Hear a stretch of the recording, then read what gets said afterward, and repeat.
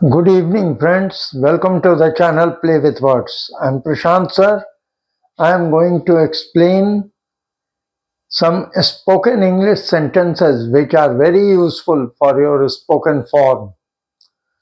तो आज मैं आपके सामने कुछ स्पोकन इंग्लिश सेंटेंसेस के साथ आ रहा हूँ।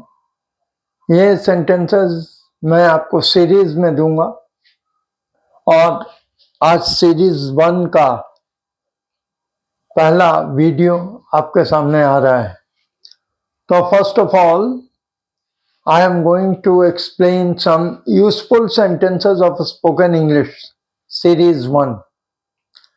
अभी तक आपने अपने चैनल प्ले विथ वर्ड्स को सब्सक्राइब नहीं किया है तो सब्सक्राइब कीजिए, लाइक कीजिए, शेयर कीजिए, बेल आइकॉन दबाइए और हाँ, कमेंट जरूर कीजिए because comment is very important.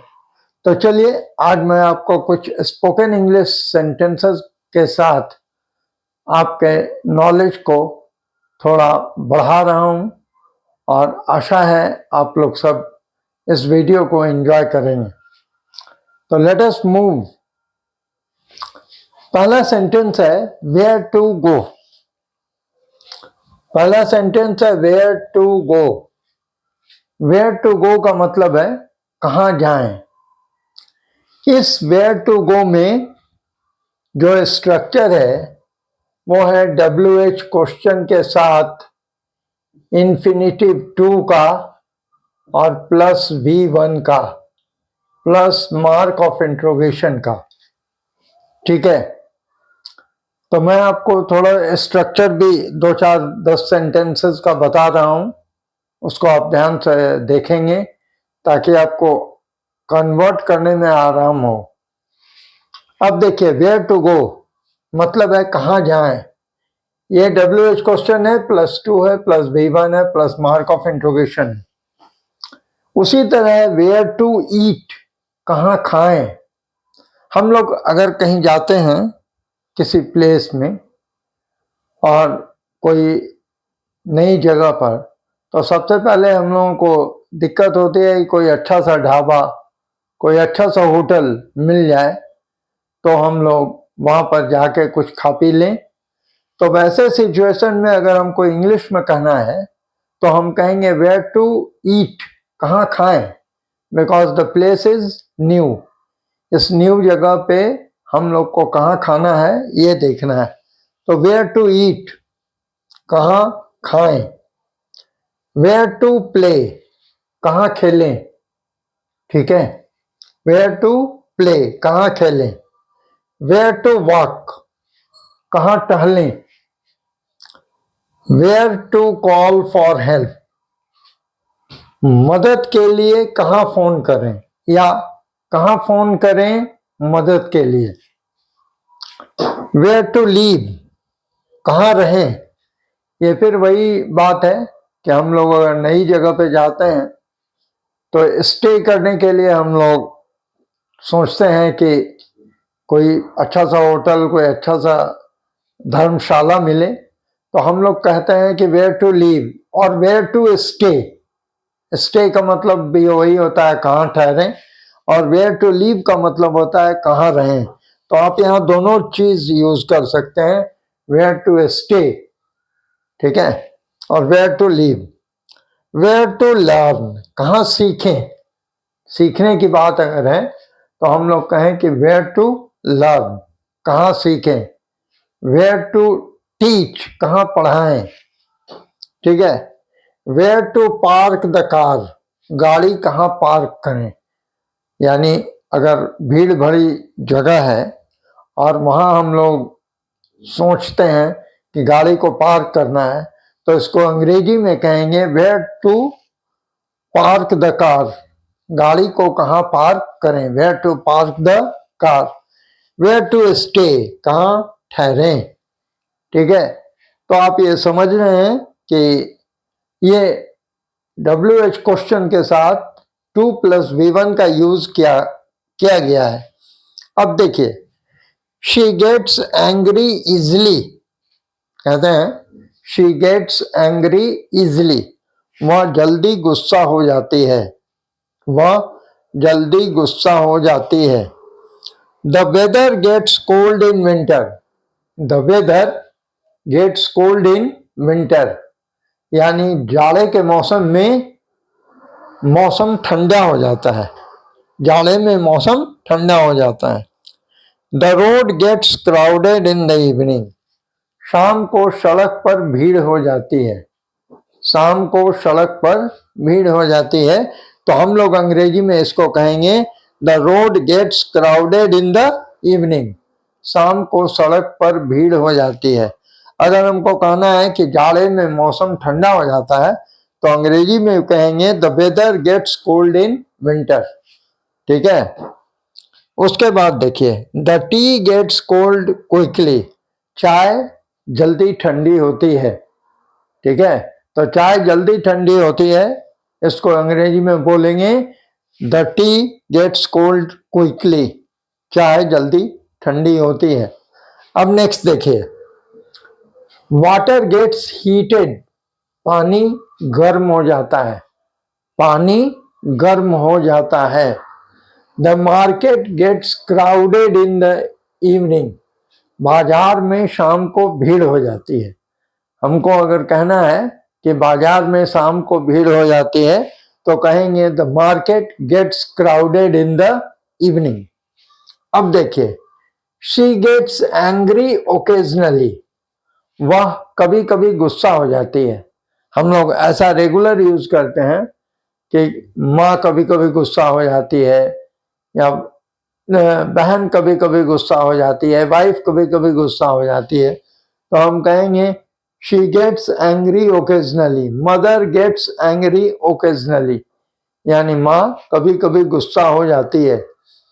He gets tired after work,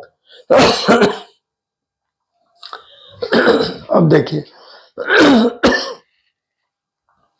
he gets tired after work, वह काम के बाद थक जाता है, वह काम के बाद थक जाता है। She gets tired after travelling, कहते हैं यात्रा करने के बाद वो थक जाती है। She gets tired after travelling, वह यात्रा करने के बाद थक जाती है। अब अगर हमको कहना है कि द डे गेट्स हॉटर इन मे, यानी मई महीने में दिन ज्यादा गर्म हो जाता है, तो हम लोग कहेंगे द डे गेट्स हॉटर इन मे। ठीक है, अब देखिए खाना गर्मी में जल्दी खराब होता है, इसकी अंग्रेजी होगी food gets spoiled quickly in summer, खाना गर्मी में जल्दी खराब होती है। Food gets spoiled quickly in summer, खाना गर्मी में जल्दी खराब होती है। Fruits get rotten in summer, फल गर्मियों में सड़ जाता है। अगर हमको ये कहना है कि फल गर्मियों में सड़ जाता है तो कहेंगे fruits get rotten in summer. ठीक है, फल गर्मियों में सड़ जाता है। मक्खन गर्मी में पिघल जाता है। ठीक है, तो butter gets melted in heat, butter gets melted in heat. अब देखिए शी, वह जल्दी उत्तेजित हो जाती है, तो हो जाएगा शी गेट्स पोक्ड इजली, यानी हम लोग उसको जल्दी उत्तेजित कर देते हैं। शी गेट्स पोक्ड इजली, ठीक है, वह जल्दी उत्तेजित हो जाती है। ठीक है, students get bored after a long class, अगर हम लोग को कहना है कि लंबी क्लास के बाद छात्र बोर हो जाते हैं तो हम लोग कहेंगे students get bored after a long class, लंबी क्लास के बाद छात्र बोर हो जाते हैं। अब देखिए ये जो स्ट्रक्चर है ये क्या है, ये स्ट्रक्चर है सब्जेक्ट है, ठीक है, प्लस गेट है, यानी गेट का आप गेट और गेट्स यूज कर सकते हैं, गेट और गेट्स, प्लस क्या है एडजेक्टिव है। ठीक है, शी गेट्स एंग्री इजिली, तो यहां शी है सब्जेक्ट, गेट और गेट्स यानी V1 और V5 का इस्तेमाल आप कर सकते हैं प्लस एडजेक्टिव है, प्लस अदर वर्ड्स है, अदर वर्ड्स, यानी आप इस तरह के स्ट्रक्चर को इस्तेमाल करके what you can make all these sentences, इस तरह के स्ट्रक्चर को इस्तेमाल करने के बाद आप सेंटेंसेस को बहुत आराम से बना सकते हैं।